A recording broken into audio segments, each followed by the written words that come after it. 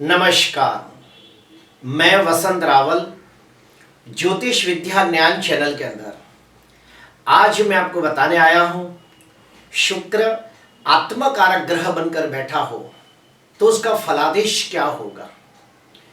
उसके पहले और एक चीज बताना चाहता हूं।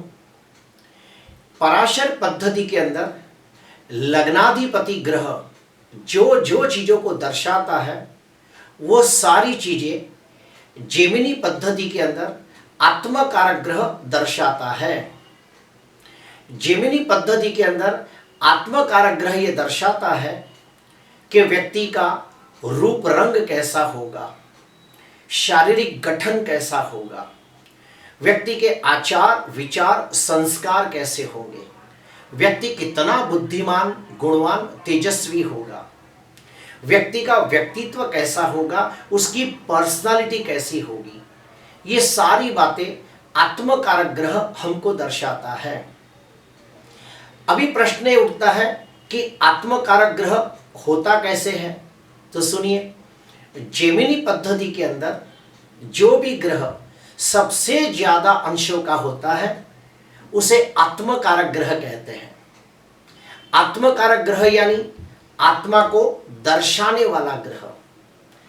आत्माकारक ग्रह हमें यह बताता है कि आपका इस पृथ्वी के ऊपर जन्म कौन से उद्देश्य के लिए हुआ है और आपको कौन से कर्म करने चाहिए ताकि आपको आपके जीवन का लक्ष्य प्राप्त हो, आपका उद्देश्य पूरा हो। तो आइए गहराई में जानते हैं।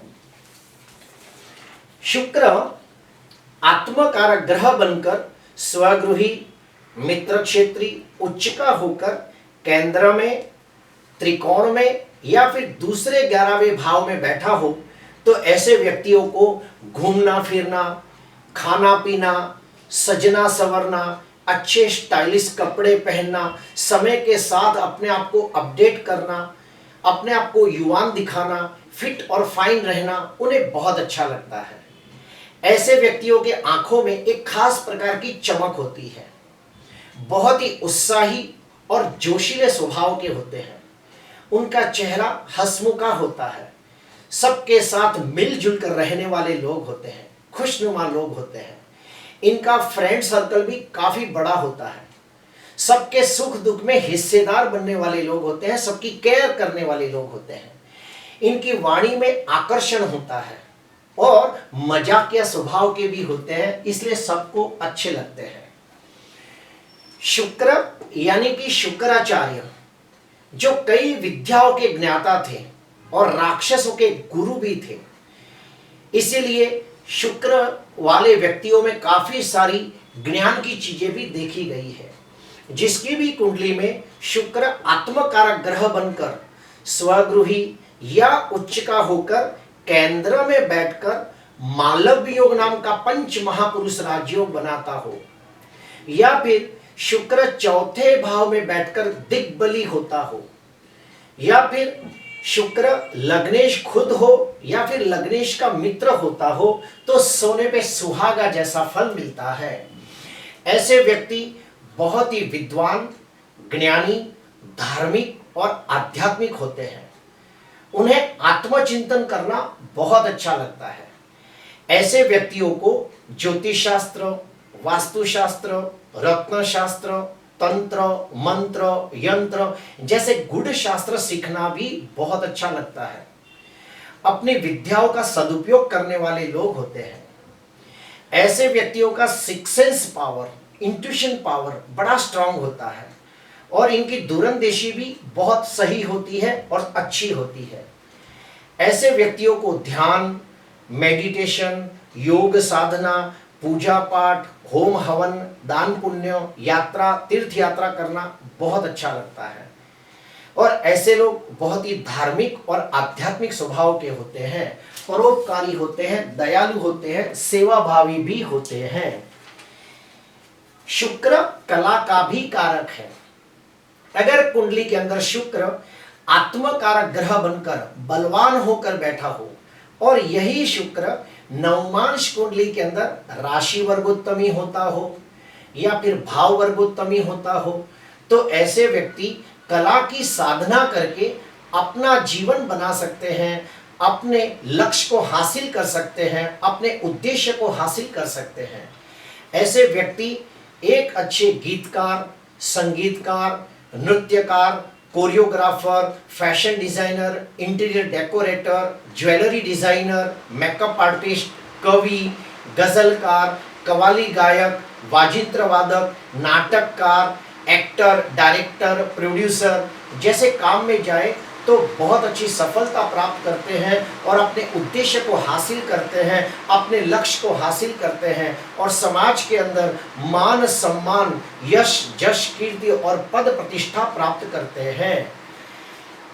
शुक्र आत्मकारक ग्रह बनकर जन्म कुंडली और नवमांश कुंडली के अंदर शुभ बनता हो, षडबल में बलवान होता हो, अष्टक वर्ग में शुभ होता हो, षोडश वर्ग कुंडलियों के अंदर शुभ स्थिति में हो, तो ऐसे व्यक्तियों को देश विदेश की यात्रा करने मिलती है।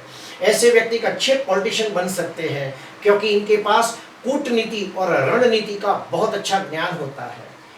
इनकी स्मरण शक्ति बहुत अच्छी होती है। इनके विजातीय मित्र बहुत ज्यादा होते हैं, रिश्ता निभाने में माहिर होते हैं, रिश्तों की गरिमा को जानने वाले लोग होते हैं और जिसको भी प्यार करते हैं जिंदगी भर वो रिश्ता निभाते हैं। शुक्र आत्मकारक ग्रह बनकर नीच राशि में निर्बल हो, ध्यान से सुनना, अभी मैं अशुभ बताने जा रहा हूं। आत्मकारक ग्रह बनकर शुक्र नीच राशि में निर्बल होता हो या फिर छठवें, आठवें या 12वें भाव में बैठा हो, पाप ग्रहों से द्रष्ट हो या पाप ग्रहों से पीड़ित हो या फिर शत्रु नक्षत्र में बैठा हो, षडबल में बलहीन हो या फिर षोडश वर्ग कुंडलियों के अंदर शुभ स्थिति में ना हो, तो ऐसे व्यक्तियों को बुरी आदतें बहुत जल्दी लग जाती है, जैसे कि बीड़ी, सिगरेट, दारू, गुटखा, चरस, अफीम, गांजा, ड्रग्स, भांग जैसी बुरी आदतें आसानी से लग जाती है और एक बार बुरी आदत लग गई तो वो आसानी से छूटती भी नहीं है। और अगर कुंडली के अंदर शुक्र, शनि, मंगल, राहु जैसे पाप ग्रहों से द्रष्ट होकर छठवें, आठवें या 12वें भाव में बैठा हो, तो ऐसे व्यक्ति बहुत ही ज्यादा कामी, वासनिक और विकृत भी होते हैं। अपनी वासना की पूर्ति के लिए कोई भी हद तक जा सकते हैं। उनके जीवन में भोग विलास को बहुत ज्यादा अहमियत देते हैं, फलस्वरूप आत्माकारक ग्रह का सदुपयोग नहीं कर पाते और वो अपने उद्देश्य को हासिल नहीं कर पाते और उद्देश्य विहीन हो जाते हैं। अभी हम लोग जानेंगे कि अगर शुक्र कुंडली के अंदर पीड़ित है, कमजोर है, तो कौन से उपाय करने चाहिए। तो उपाय नंबर पहला, ओम ह्रीम शुक्राय नमः, ओम ह्रीम शुक्राय नमः, ये मंत्र का रोज 108 जाप करें। नंबर 2, अगर शुक्र कुंडली का कारक ग्रह बनकर बैठा हो और नीच का ना होता हो, छठवें, आठवें, 12वें भाव में ना बैठा हो, तो आप शुक्र का रत्न हीरा पहन सकते हो या फिर उपरत्न ओपल भी धारण कर सकते हो। तीसरा, महालक्ष्मी मंत्र का अनुष्ठान करना चाहिए, विश्वकर्मा की पूजा करनी चाहिए, दही, मिश्री, खीर, पनीर को ज्यादा खाना चाहिए और स्त्रियों का मान सम्मान करें, स्त्रियों को गिफ्ट दें। अगर कुंडली के अंदर शुक्र आत्मकारक ग्रह बनकर बैठा हो तो समझो आप बहुत नसीबदार हो और शुक्र के पास बहुत सारी कलाएं होती है, बहुत नॉलेजेबल व्यक्ति होता है।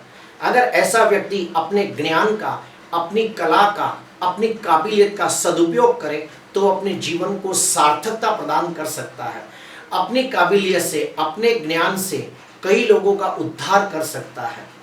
प्रिय दर्शकों, आज मैंने आपको बताया कि अगर शुक्र कुंडली में आत्माकारक ग्रह बनकर बैठा हो तो वो व्यक्ति कैसा होता है और उसे कौन सी चीजें करने से सुख, शांति और समृद्धि प्राप्त होती है, उसका जीवन सार्थक होता है। प्रिय दर्शकों, आज के लिए बस इतना ही। आपको अच्छा लगा हो तो जरूर लाइक करना, सब्सक्राइब करना। नमस्कार।